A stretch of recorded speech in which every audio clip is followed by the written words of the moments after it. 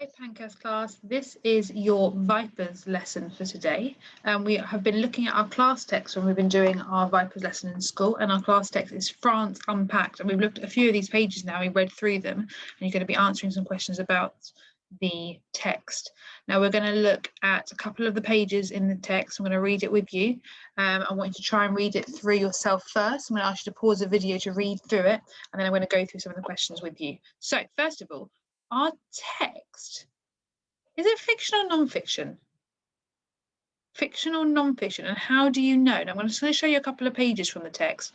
So this is what our pages look like. I'm going to make it a little bit larger for you. Is this fiction or non-fiction, and how do you know? Now remember, fiction is a story and a non-fiction is information. So which one is this and how do you know? Pause the video and have a think. Okay, so we know that this is non-fiction, it's information. And the reason we know is because it's got things, for example, our photos, our pictures are actual photos. They're not drawings or illustrations, they are photos. We've got subheadings, Monaco, far-flung lands, no way, language laws, so that you wouldn't normally find subheadings in a story. It's full of facts. For example, down here, France was the first country to have an organisation to govern its language. It's got things like captions down here for the pictures. So we've got a photo here and it says Le Palais de l'Institut de France in Paris, where the Académie Française is based. So that is a caption to tell you what's in the picture. So you've got a few things like that show us it's a non-fiction text.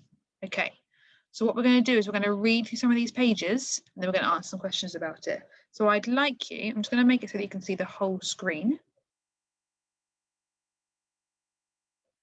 And I'd like you to pause the video and see if you can read some of that text. I know that if you're looking at this on a small device, you might not be able to. Hopefully looking at it on a little bit of a larger device and be able to read it. And I'm going to read it for you. I'd like you to pause the video now and have a read of it first.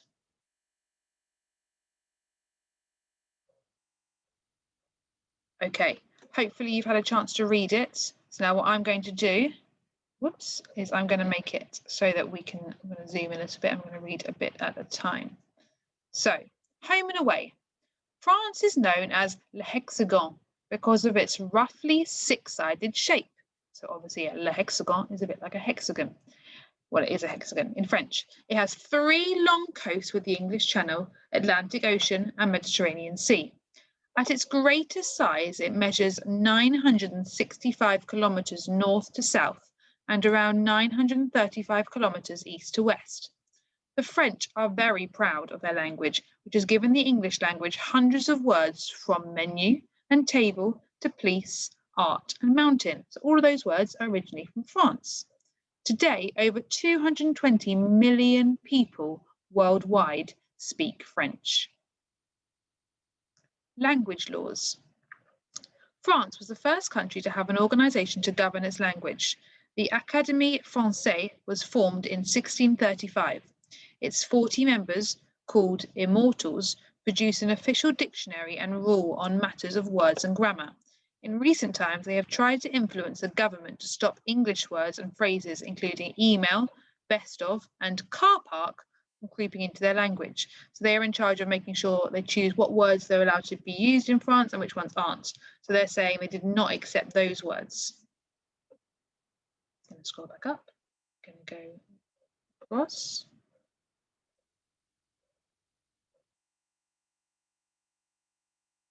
So here is a photo and it says 2 women meet in Mali, a country of over 14.5 million people that gained independence from France in 1980. So we're going to be talking about that, I think, further down. Monaco. French is the official language of a tiny nation completely enclosed by mainland France. Monaco lies on the Mediterranean coast and was founded more than 700 years ago. It's tiny. At just 2.02 kilometres squared, it's about the same size as Britain's Alton Tower theme park. Yet, more than 30,000 people live there. Many of them are wealthy business people, movie stars, or racing drivers, taking advantage of Monaco's lack of income tax. So if you live there, They don't have to pay tax, which is something that when people are paid, they have to pay lots of money to the government. And in Monaco, they don't have to do that, so they're able to keep more of their money. So here's a photo in Monaco, and they've got luxury yachts and glitzy high-rise apartments dominate the seafront of Monaco. So there's lots and lots of money, and lots of rich people live in Monaco. Far-flung lands. In the past, France was a major colonial power with territory on every continent. French remains the official language of 29 independent countries, many in Africa, including Mali. French citizens living in overseas territories, including islands such as Martinique in the Caribbean. I'm going to just double check that in a moment to check how I said that. And French Guiana in South America also speak French. All these overseas departments, territories and collectives elect politicians to France's parliament. And the no way fact is the French used to have strict rules about children's first names. In 1992, the rules were relaxed, and the most common name that year was not Jacques or Jean-Paul, but Kevin. So in 1992, they relaxed the rules of what names were allowed in France. And instead of having a French name, all of a sudden people started calling their children Kevin, which is very interesting. Okay, and our next page we're going to have a look at is called Power and Progress. France is one of the largest economic powers in the world. Its industries produce steel, chemicals, and high-tech products from computer games to electrical goods. French car makers, including Peugeot, Citroën, and Renault, churn out more than 1.95 million vehicles a year. Michelin, whose headquarters are in Clermont-Ferrand, is the world's largest tyre maker, producing 150 million tyres per year. Now I'm going to zoom out, not that much, otherwise you can't read it. And I'd like you now to read this yourself. So I've just read for you that piece on the white piece of paper. I'd like you to pause the video and try and read the rest of our text. Okay, so pause the video now and have a read of the rest of it for me. Okay, hopefully you have finished reading that. So I'm going to zoom in again for us, and I'm going to go through the next bit. Aerospace. France is a world leader in aviation and space technology.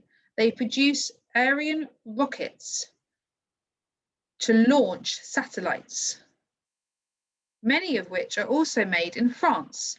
Based in Toulouse, Airbus is Europe's leading airliner producer.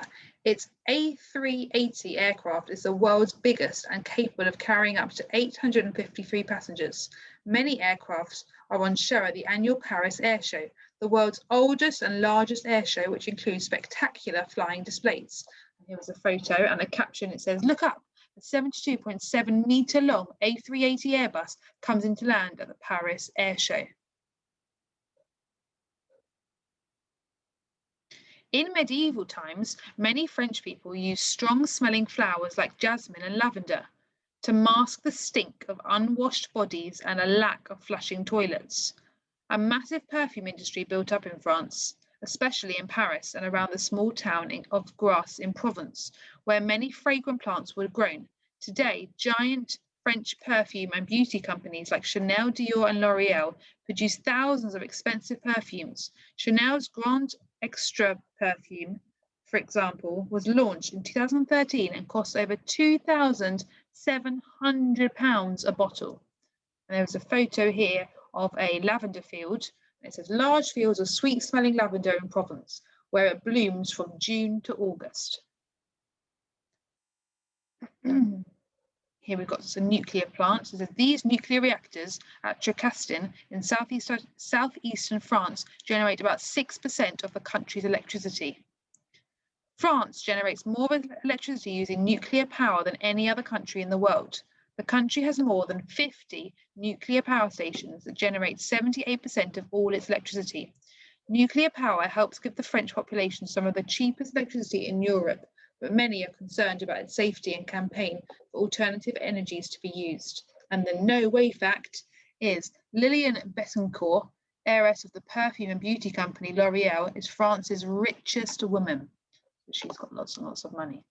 Okay, so we're going to go through our questions now. Hopefully you've managed to read through those pages. Find and copy the number of countries where French is the official language and list some of the countries. So what we've done is we've copied a little section of the text for you to help you with this. Make it a little bit bigger for you. And it says, find and copy the number of countries where French is the official language and list some of the countries. So read through this text and find your answer for me. I'm not going to tell you the answer. I want you to write down your answer, see if you can put it into full sentences, and if you put it on Tapestry, I'll have a look at it for you.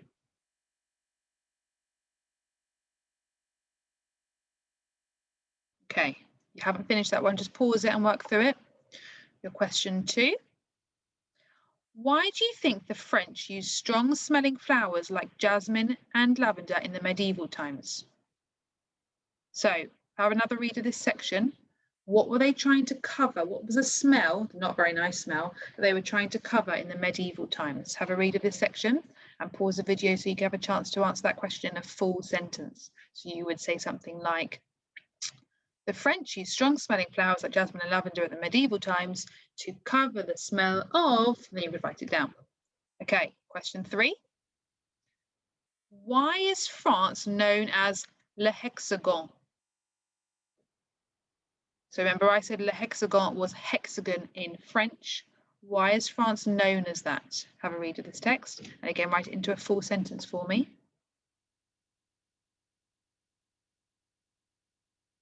And your next question, pause it, remember if you haven't had a chance to do it yet. Identify the official language of Monaco. So remember, Monaco was that tiny, tiny place that had lots and lots of people with lots of money lived there. What was the official language of Monaco? Have a read of that section there.